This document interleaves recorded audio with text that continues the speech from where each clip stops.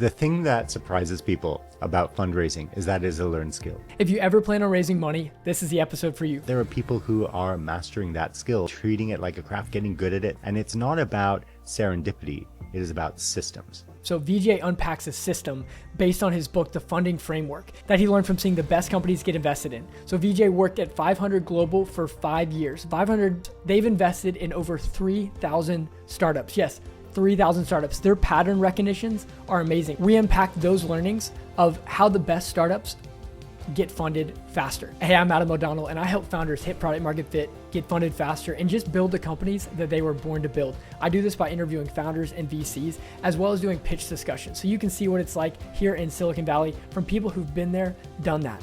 Boom. Raising money. Look, it happened. When in fact, there's all these things that you did that people never see are as follows. Amazing storytelling. There is organization, followed by outreach, which I differentiate from just pitching and randomly like going after a lot of shots on goal. And I'll talk a bit more about that. And finally, there was closing with confidence, because that is often a key part of, getting over the finish line. So let's start with a story. What have you found the best founders doing? 90% of people who approach me and tell me that they're fundraising are, tend to ask, and I'm sure they ask you, like, who can you introduce me to? Who is actually the wrong question, but it's not the first question. The question starts with, the first question is what? And that means you need to explain what you do in a way that people care, and there's what, there's so what, there's like why, there's who, right? There's you. And all those things need to come together. The founder market fit needs to click. People need to believe you, and they need to believe in your team and that you're the best team in the world to do this. They need to see that the market is compelling, or the growth rate of a small market is outrageous. Yeah. The authority that you have, like you said, founder market fit, meaning you're the right founder for this market based on your background, and being able to make that connection. Yeah. A lot of stories I've seen can be way too long. There's two ways to do this. One is, if you are leaning into authority, is to explain, hey, I'm Adam and I've studied this field and I'm one of the top researchers, or, I built 3 companies before doing ABC. That is a great way to set it off and establish your credibility, right? And because this is an exercise in trust building, and that credibility, can be laid in that way. The other way is the familiar hero's journey. It is the archetype of every great story ever told, from Harry Potter to Toy Story, books of the Bible. And it's because there is a thing across cultures where there's somebody and life was fine until something happened, and then a miraculous solution guide came in, or whatever came into the picture, and then their lives are forever changed, and then they go back to doing what they do. That is an extremely effective storytelling device for enterprise sales, for fundraising, for all kinds of things. Why? Because that is the way human beings have told stories to each other for thousands of years. The point of telling a story is to be memorable. The other part that you said that stuck out to me is fundraising is an exercise in trust building. The founders that lead with vulnerability within their story, whether that's where they are in their company now or in their past, can be a really upside down way to build really fast trust. Vulnerability is valuable if it is relatable. So if the other side can see themselves, or can think of somebody else or a time that is familiar and obvious, that's when human beings love to make connections between things. Light bulbs go off over people's heads, things are working. Vulnerability for the sake of, let me take you back in time and tell you, this is why I went to college here, and then I did this, and then and then it's we all have observed those founder narratives are not about the business and why you're in that meeting, but it's just 20 minutes of this is my life, which nobody asked for. That's exactly it. It sounds harsh. Remembering the purpose of the meeting is to keep it tight and help communicate, but you can still put the vulnerability in there, put the right amount, and keep it short. Yeah. Vulnerability has a purpose if it is relatable and therefore more memorable, or you are in a place of psychological safety or acceptance, right?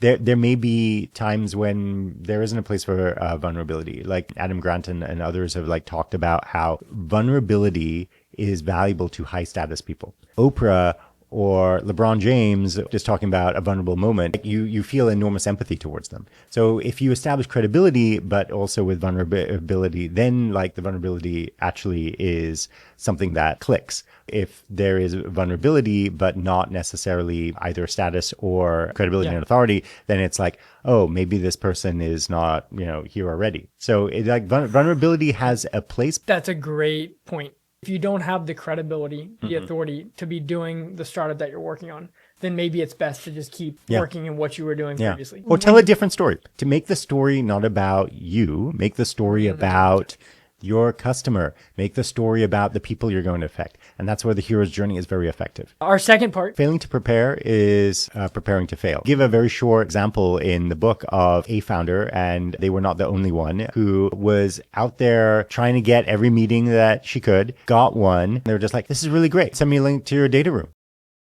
And the person reached out to me and was like, what's in the data room? Like, good quality problem to have.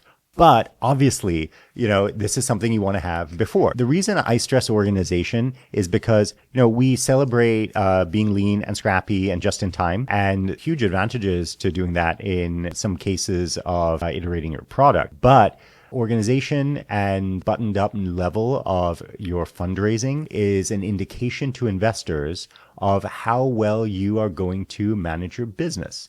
Like, if you can't manage getting the money, like, what are you going to do with it once we entrust it to you? Because you are a steward of capital. When people give you money, it's just different. That was a realization I had being on the other side of the table. What's the checklist that we need to not miss? Absolutely. There is a literal checklist. If you go to mystartupsystem.com and you go to the knowledge base there, and enter your email, and I email you a PDF of like a checklist that you can actually use for these sort of things. What goes into it? I alluded to a data room. There is a teaser deck that you will send. A lot of times people just need some information, few slides that tell them enough to be interested. How many slides are we talking? It can be 10 or less. For the teaser. The teaser deck is there to get you your first meeting. Or one pager can be used similarly to get a first meeting. It's worth having both. The one pager is a way to sometimes say, I want to talk to XYZ VC. Adam is connected. I need a warm intro. Adam, here's a one pager, right? You can just hit forward on this email and it says, the blurb, and then there's one pager for them to read more. And then they may look and be like, hey, do you have a deck? And I can send you a deck. And it's like, oh, I need more information. It's like, it sounds like we should meet. In the same way that you have an application or resume that gets you an interview, the point of the resume is not for them to of course, pick it up and be like, I got to hire Adam. He's amazing. When can we get him in here and talk to him? Within that teaser deck, what are you leaving out? Detailed breakdown of the uses of funds. You may gesture at what the funds are for. I had people pull out press clippings and it's like, oh, Bloomberg and TechCrunch said we were this and that. Like, it's okay. Take that stuff out. We do not need the page, all 10 members of your team, just like some executive pictures. Don't waste a page showing me your advisory board unless 0.1% of advisory boards, it's probably not worth including. It just needs to tease at there is something exceptional here. And if you're missing out, I need to take a meeting with this team. And you can share all that other stuff when it matters and how it's relevant to investors in a longer deck, in a longer presentation. We got data room. We got two types of decks. For some people, they will prepare an investment memo. The investment memo is your deck, but in the language of why you should this investment. Actually, the writing the investment memo creates empathy for your shareholder investor, right? Also allows you to articulate the risks, and getting the investor sometimes 50%, 3/4 of the way towards IC, because you've already up something for them to. There are people who have never prepared decks and have just sent investment memos that live on Notion. What are a couple of the things that you would phrase in a memo? Biggest strength. So it could be the exceptional qualities of this market or of this team or unique technology. The other thing that a memo has that usually people do not include in presentations is, here are the risk factors, here are the key milestones, things we should watch. A lot of people want to be visionary and talk about the future. This is an exercise as much for them to articulate that, even though they can be wrong and things will like change in 18 to 24 months as they always, a starting point, not an ending point for your investor to take something to. No one has been hurt by writing an investment memo. It only helps and actually makes you in the 1%. Sure, you could just ask GPT to write an investment memo for you, and it probably isn't going to be that far off. There is a tool that I am working on that will allow you to start with an investment template and be able to fill in your own memo. Well, when that's done, let us know. Yeah. Is there any other part to the organization piece? Researching the investors, your company and the thesis fit. Too often we are likely to just say like, hey, this is a famous VC, listen to them on Adam's podcast or something like that. There's not necessarily a fit between what they're looking to do and the very like reason why they are an investor and they have a fund. The homework up front allows you to come in with a very prepared mind. I love that. It's understanding who in the world are investing in the category that I'm building in. Yeah. And making sure that you don't reach out to the people who aren't, because you're only going to bother them and waste their time. Yeah. And then you also are going to be more focused on your outreach, which I look forward to talking about.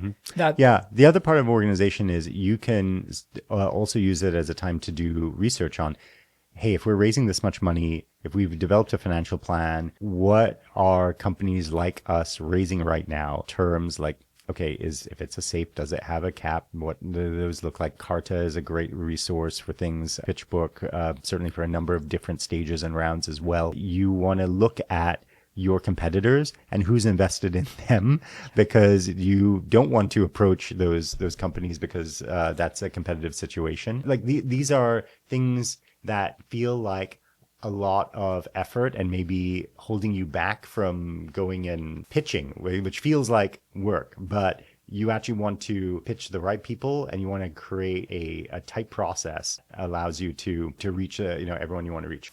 Measure twice, cut once. Yeah. It's almost like the first 30 seconds of a VC meeting, they already, boom, I know what you are really quickly. And like undoing that, I've not seen it undone.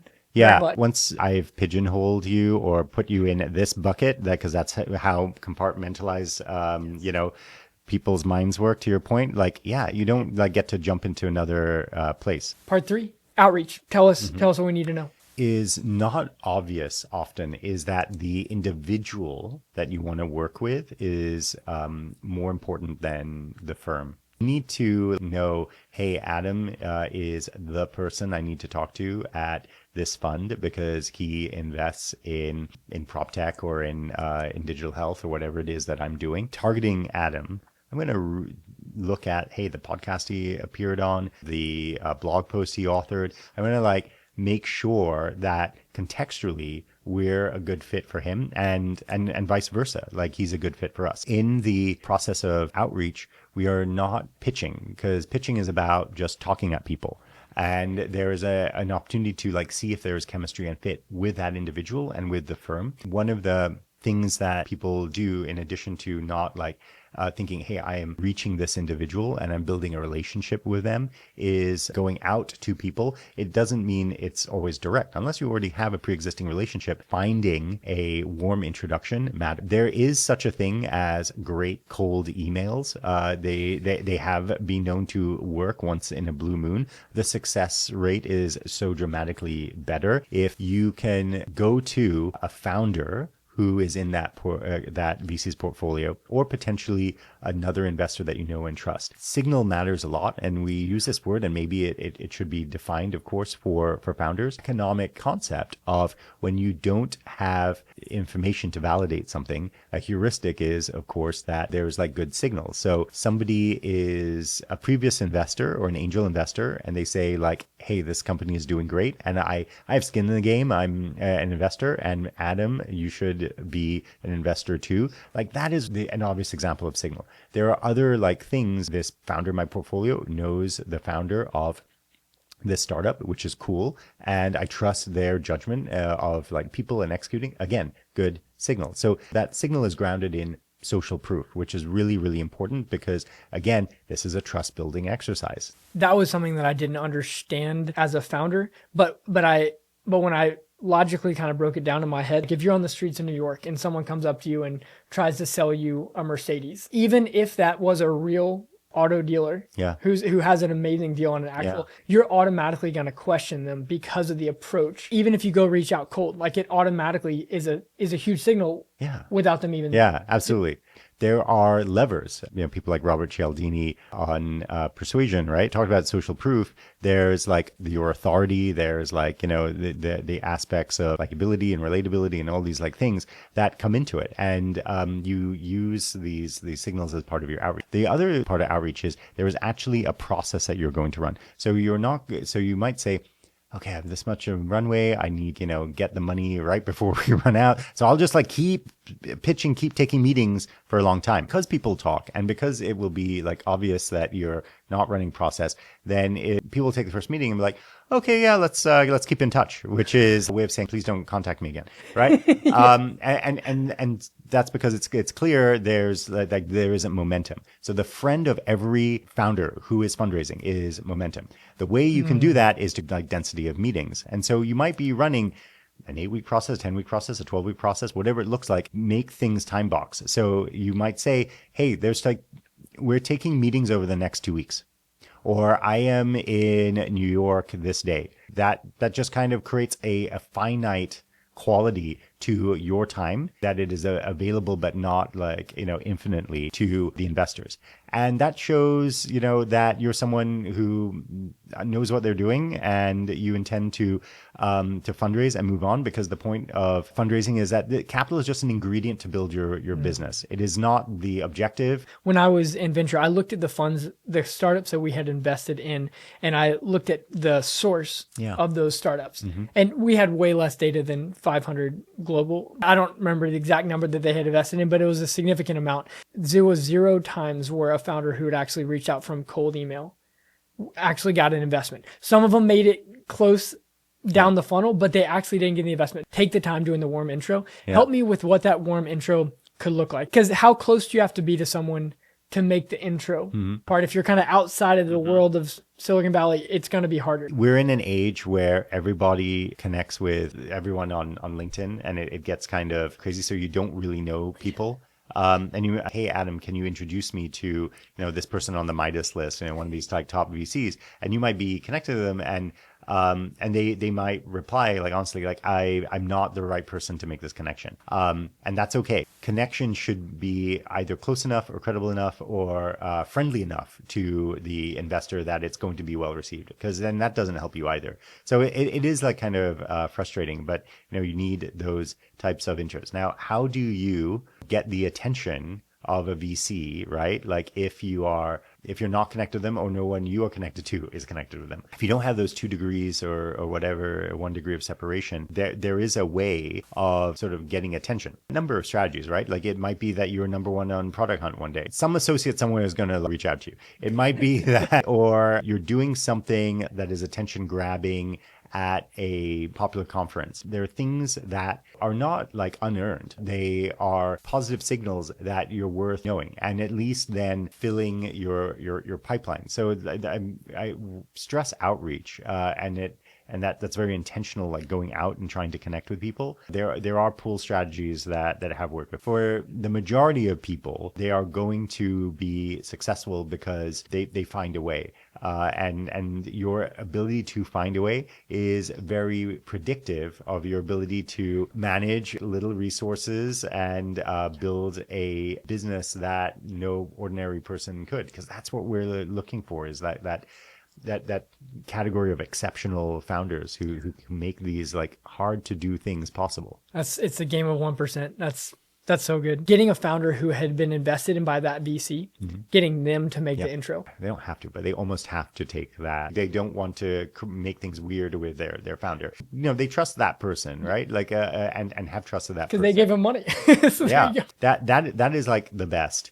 Also seen sometimes successfully, like LPs introduce founders to funds, and they don't have to, but they almost have to on that one. Right. There is a social obligation to do something, because like the LP is the customer ultimately of the fund manager. 100%. That's so good. Yeah. And so again, these are creative like things. We haven't talked about FOMO And this is controversial. People want to invest in what they can't, or what they're afraid they can't have. To the extent that you leverage FOMO as part of the outreach introduction of, hey, this is happening and this is going to happen really quick, and we're looking to wrap this up, this month, next week, whatever. We're taking a last set of meetings in Menlo Park and then going back to wherever. Those sort of things that I said before are important to the momentum and to the psychology of, I might miss something that's special here. I hate that FOMO works so well, but just from my experience, seeing when there is no FOMO, it's like, oh, the investor's like, we're in the driver's seat. Right. But when there is that FOMO, it's like almost like stop everything. Yeah. We got to get in this deal. Yeah. Two parts of this. One is before and after you have a lead. A lead investor is important because a lot of people are not very high conviction when they invest, and their first question is like, who's leading? And it might be that they are high conviction, but their checkbook is small for this deal size. They cannot set the terms, and so they're going to be price takers rather than price setters. There's a couple strategies. One, you can warm up with some people who don't lead, or you have a very targeted, specialized conversation with someone who will lead, and then maybe there are others that would lead. The person who wants to lead wants it bad enough. There are always these stories of such and such firm preempted around, and not because they had the data or they had developed a relationship with the founder, and that's always great. You want to get that lead investor. The key to doing that is that give that investor lines and not dots. What do I mean by that? They see you were going to do this thing, or they heard about you and you did the thing, and then you met them and so forth. So there is enough interactions and enough instances of progress and things moving, generally up and to the right, such that when the time comes, they're ready to proceed as a lead. It's what they want to do. Finding that lead is not easy. And once you have that lead investor, it's very easy to fill out the rest of the round. It's a game of one. Solve for that. Be really creative on your approach and strategy on that. The last part that we're not going to have a lot to unpack, that's why you should go check out the book. Can you give us the official name in Amazon? The Funding Framework. This book's going to give you that opportunity to just have the tree, and then you can continue to pour on knowledge as you continue on your journey. The 1-minute summary to create the FOMO, closing with confidence. Yeah. Project manage rigorously the closing of your round. It seems like these people are investment professionals and their job is to give you money, but whether they're angels or whether there's a fund, you need to establish the deadlines, timelines, how they're going to wire, chase them down that day, recognize someone is going to be skiing in Tahoe or something when you least expect it, or you have an angel investor and they're going through something in their life that comes up. Giving people the right expectations and chasing after them is sadly something that people have to do and they don't expect it. But what you don't want to do is get to the finish line and be stuck. It makes me think of the realtor mentality. If you're selling a house, there's just a lot of logistics. They actually do want to buy it, but there's still a lot of things that just have to get done. It's did they sign it? Did they sign it? And don't forget that no one's going to do that for you. Yeah. The good news is there's a checklist, the book and online. I love checklists. Vijay, this has been amazing, man. Thank you, Adam. Glad you listened to the end. I hope you got at least one thing that you can apply that's going to make a big difference in your startup. If you want to follow more of this, go to YouTube and search Adam F. O'Donnell, all one word, to follow shorts and future episodes, or go to thefounderinitiative.com. Boom.